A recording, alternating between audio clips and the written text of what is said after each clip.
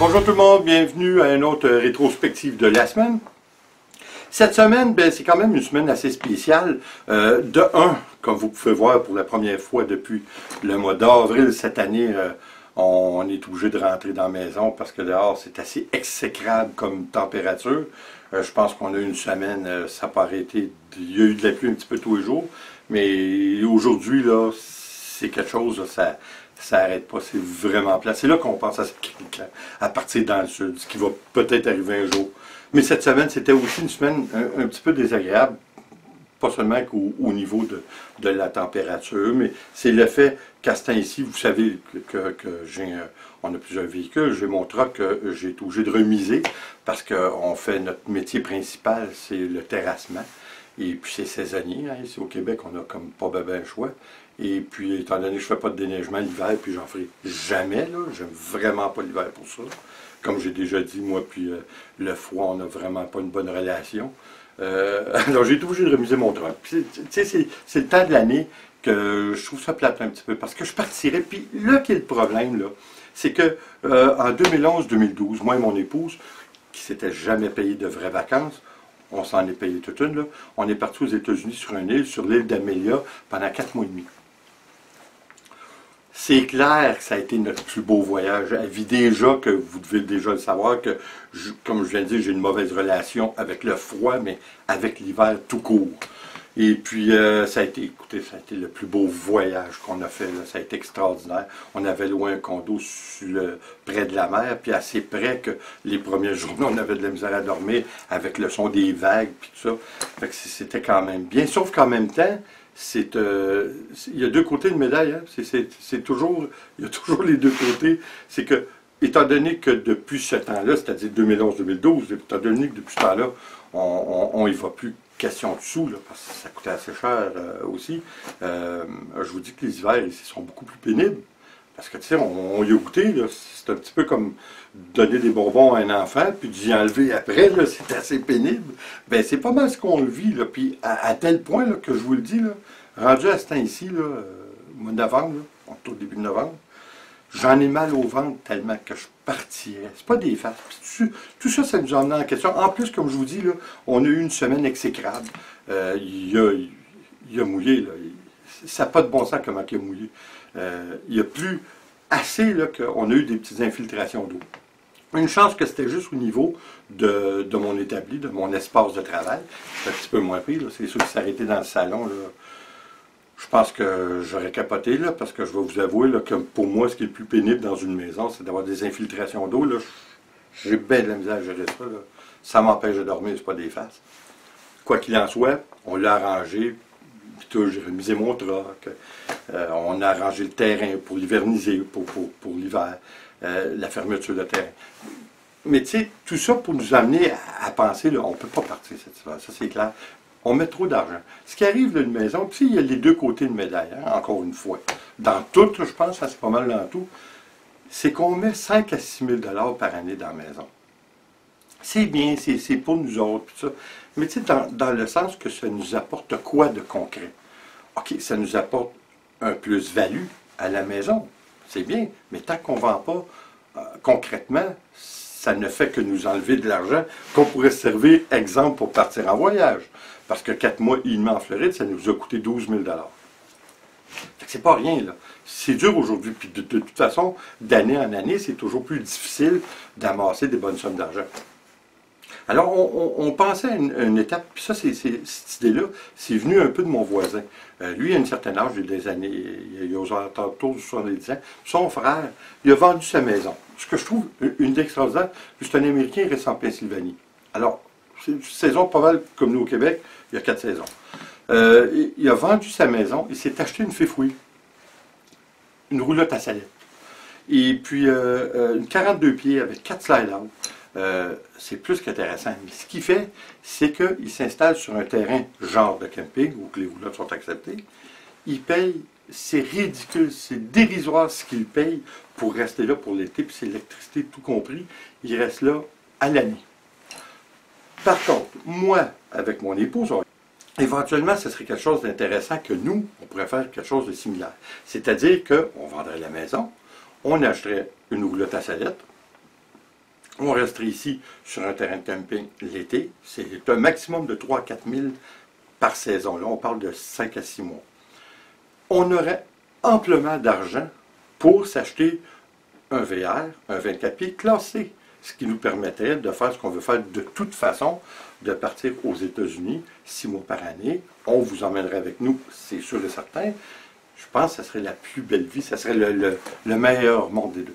C'est sûr qu'il y a toujours un compromis. Le compromis, c'est que, en fait, c'est pas tout à fait un compromis, ça serait dur pour moi, surtout de façon morale, ou peut-être pas morale, mais j'ai grandi ici, là. Ça fait depuis l'âge de 9 ans que je suis ici, là, à la maison de mes parents, qui est ma maison aujourd'hui.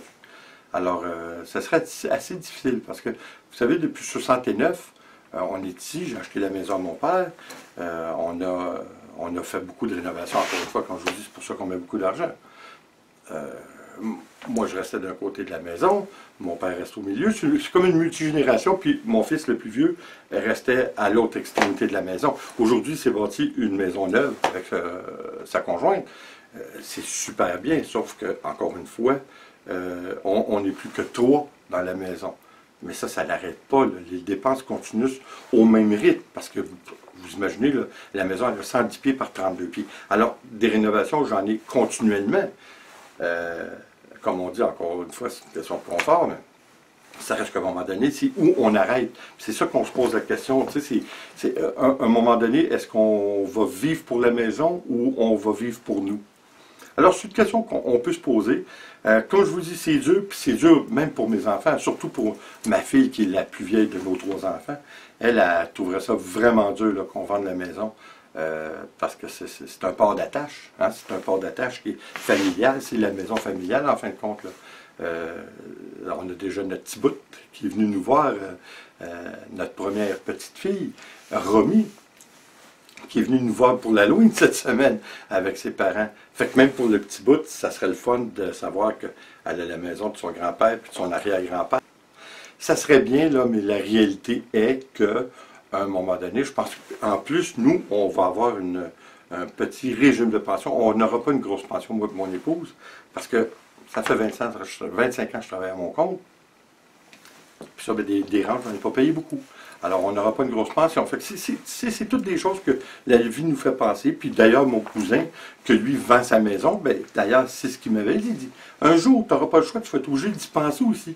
Parce que c'est une option que des fois, lorsqu'on vieillit, peut-être qu'on n'aura pas le choix. De un, on va-tu être assez en bonne forme physique pour entretenir la maison de façon régulière, parce qu'une grosse maison de même, je ne suis pas bon de vous dire que ça demande beaucoup d'entretien.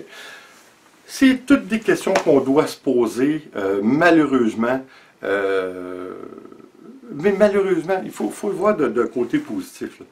On aurait le meilleur des deux mondes. Là. Si on vivrait dans, je ne sais pas si vous avez vu les roulottes à salette, là, mais allez voir ça, une roulotte à salette, 42 pieds, là, Montana. C'est incroyable. C'est du luxe, là. Bord en bord, la construction, c'est quelque chose de qualité. Alors, je veux dire, c'est un compromis quand même pour vivre allègrement, à l'aise, sans avoir de problèmes et de casse-tête inutiles. Et puis je pense que je générais beaucoup plus d'argent parce que vous savez probablement que ce qui génère le plus d'argent pour les YouTubers, c'est les voyages. Alors imaginez-vous, on pourrait faire 6 voyages par année, puis même l'été, on continuera à en faire, mais ici au Québec, je pense qu'il y aurait un intérêt pour ça, surtout au niveau francophone, pour les voyages aux États-Unis, ce qu'il n'y a vraiment pas beaucoup sur YouTube présentement. Alors, vous imaginez, c'est ça la semaine que j'ai eu. Toutes des choses à penser comme ça, avec des températures, comme je disais encore tantôt, exécrables. C'est bien certain que c'est là qu'on y pense le plus, puis qu'on partirait, hein, puis on s'en irait dessus pour l'hiver. Comme un de mes amis disait, nos monnaies, nos candies, nos phonés. Ça se résume à ça. Hein? Alors, écoutez, on continue à penser à ça, on continue à faire des projets. C'est bon les projets, ça nous tient en vie, puis ça nous tient allumés. Fait que c'est toujours bon d'en avoir, puis moi j'en ai toujours eu toute ma vie. Mais ça, c'est un projet qui est un petit peu plus gros, c'est un petit peu plus important. C'est sûr qu'on va prendre le temps de se passer. C'est sûr que si un jour on va à la maison, ça ne sera pas avant 2-3 ans d'ici. Mais dans 2-3 ans d'ici, si les choses vont bien de façon monétaire, il se peut que tout ce que l'on fasse, c'est d'acheter un motorisé, un 24 pieds classé, et puis qu'on parte pareil l'hiver, mais qu'on garde la maison, puis qu'on dise aux enfants de s'en occuper le temps qu'on est parti. C'est toutes des choses à voir. On va le voir avec l'avenir. Hein, comme ils disent, l'avenir nous le dira. On faut avoir confiance. Il faut quand même, comme j'ai toujours dit, moi je travaille à mon compte depuis 25 ans. Je l'ai fait parce que j'ai choisi la liberté. J'ai choisi la liberté, mais ça venait avec une grosse contrainte, c'est-à-dire que liberté égale insécurité. C'est ça qu'il faut choisir. On choisit soit la sécurité monétaire contre notre liberté, ce que j'ai laissé tomber pour ma liberté. Je ne le regrette pas, là. C'est ça, soyez-en sûrs, je ne le regrette pas. C'est sûr que à ma pension, je vais avoir beaucoup moins de sous par rapport à ce choix-là, mais je vais avoir vécu au maximum pendant 25 ans. Là-dessus, les amis, ben, je vous laisse à penser, vous aussi, au projet et puis essayer de trouver les meilleurs projets qu'on a pour l'avenir, hein, parce que c'est bon d'avoir des projets, comme j'ai dit, puis espérons qu'on trouve le projet qui nous rende heureux. Pas parce que je suis malheureux, là, mais disons qu'être au soleil 12 mois par année, je serai encore plus heureux. Alors, là-dessus, je vous dis attention à vous, puis on se voit aux prochaines vidéos. Ciao!